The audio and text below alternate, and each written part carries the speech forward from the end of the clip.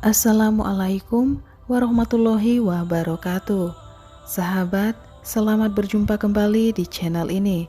Semoga hari ini membawa berkah, kesehatan, dan keselamatan untuk kita semua.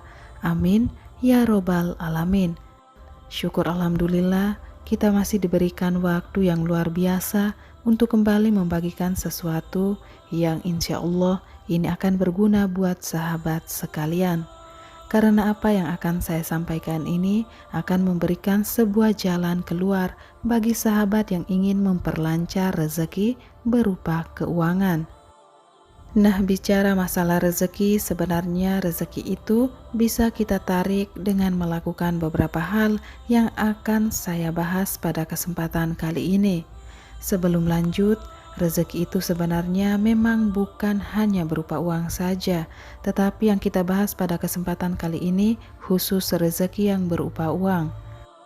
Sahabat, rezeki itu sebenarnya mencakup banyak aspek, termasuk kesehatan, waktu, kesempatan, teman baik, hal-hal yang baik terjadi dalam kehidupan ini, semua itu adalah rezeki.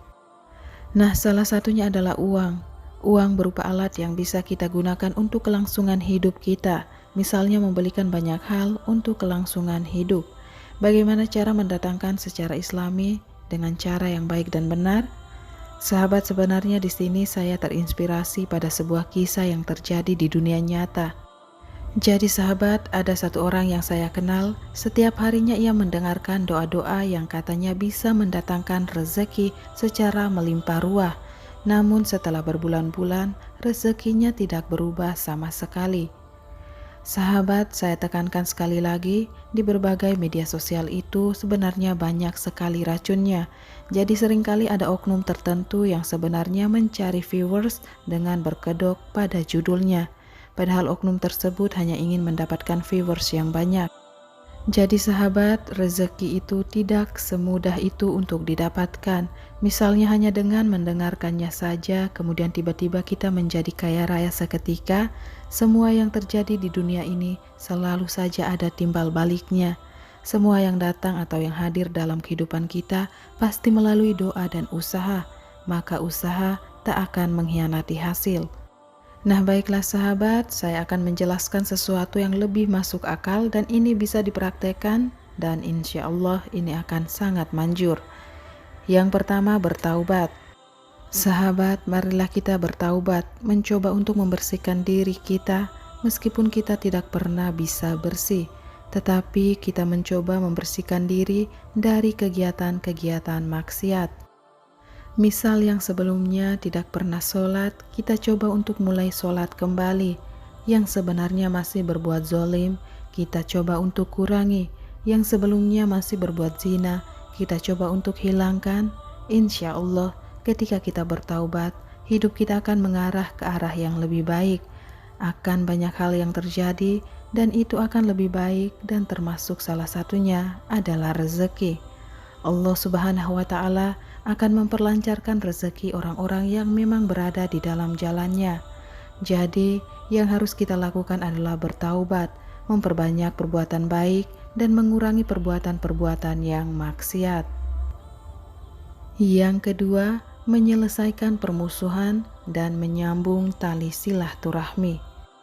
Sahabat, di dalam Quran surah Al-Hujurat ayat 10 dikatakan yang artinya, orang-orang yang beriman itu sesungguhnya bersaudara, sebab itu damaikanlah, perbaikilah hubungan antara kedua saudaramu itu, dan takutlah kepada Allah supaya kamu mendapatkan rahmat-Nya.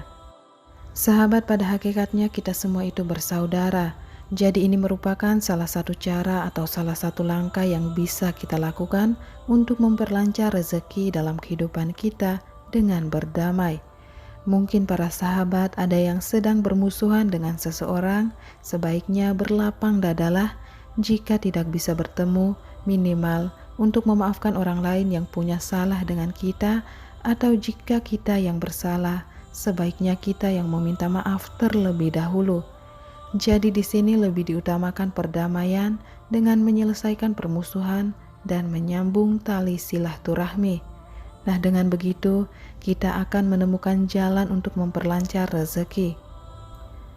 Seperti di dalam hadis riwayat Tirmizi dikatakan, tidak ada dosa yang Allah Subhanahu wa Ta'ala lebih percepat siksaan kepada pelakunya serta yang tersimpan untuknya di akhirat selain perbuatan zolim dan memutuskan tali silaturahmi.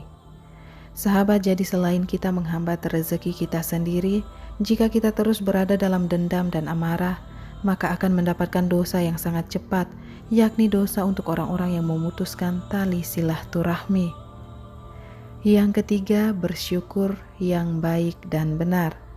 Sahabat, bersyukur itu tidak hanya berterima kasih, tetapi bersyukur ada 3 tahapan. Jika kita melakukan 3 tahapan syukur ini, insya Allah rezeki kita akan melimpah di dunia ini. Hal ini juga pernah disebutkan di dalam Al-Quran surah Ibrahim ayat 7.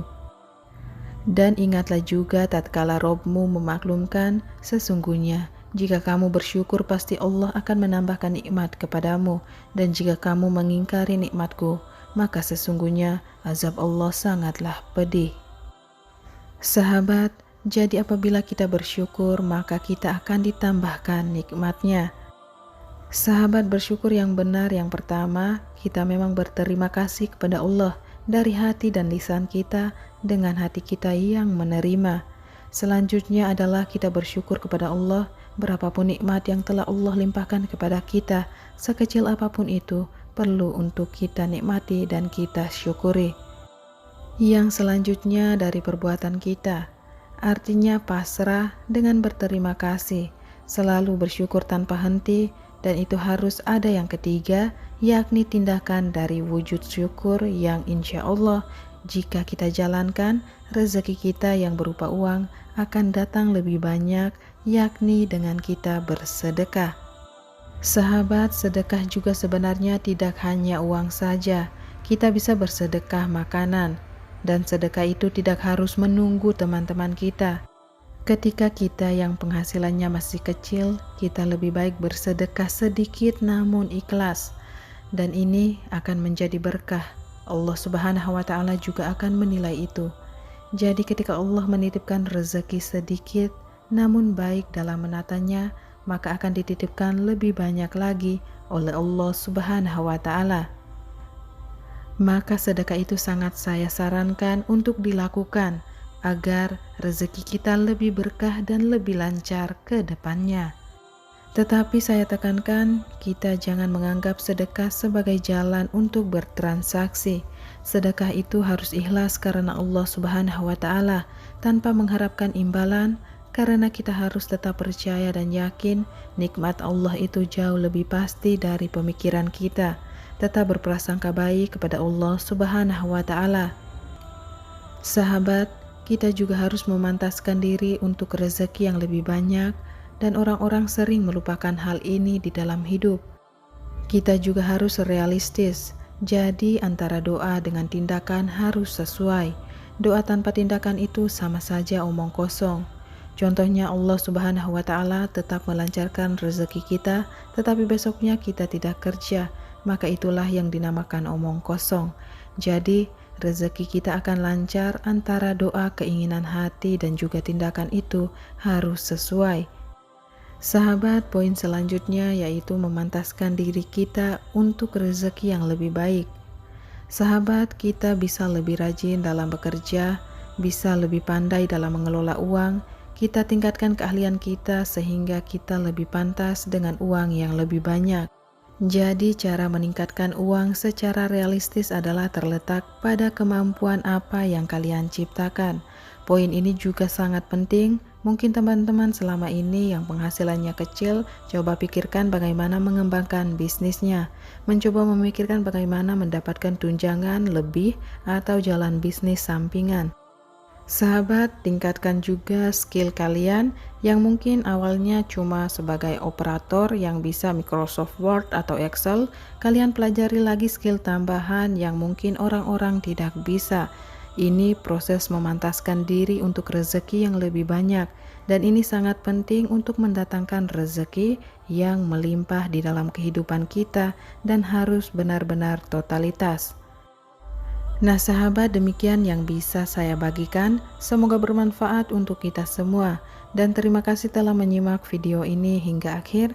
Mohon maaf jika ada salah dalam pengucapan atau selama saya mengulas topik kali ini yang mungkin tidak berkenan di dalam hati sahabat sekalian. Baiklah sahabat, saya akhiri. Wassalamualaikum warahmatullahi wabarakatuh.